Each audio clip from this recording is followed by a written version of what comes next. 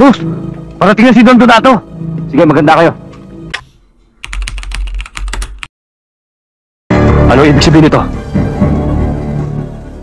Huwag mong iisiping magkaaway tayo. Alam ko namang mataas din ang ambisyon mo eh. Pero huwag mo sosolohin. Paano naman ako? Kaya mamili ka ngayon. Kay Don Donato o sa akin? Alam mo naman matagal na ako nagtatrabaho kay Don Donato. At sigurado rin naman ako na ayaw mong manilbihan sa kanya ng habang panahon.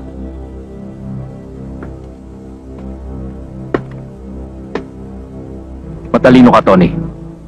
Kaya alam mo kung saan ka lulugar. Very good. Tama lang ang desisyon mo. Kapag tayo na may-ari ng lugar na ito, masusunod lahat ng hihilingin mo. Pero bago mangyari yun, sana mapagbigyan mo ako sa aking hihilingin. Ano yun?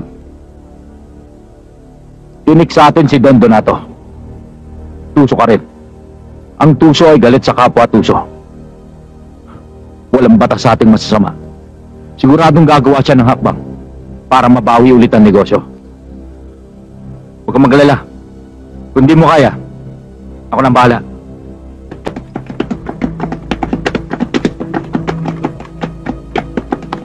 Boss! Parating na si Don Donato! Sige, maganda kayo.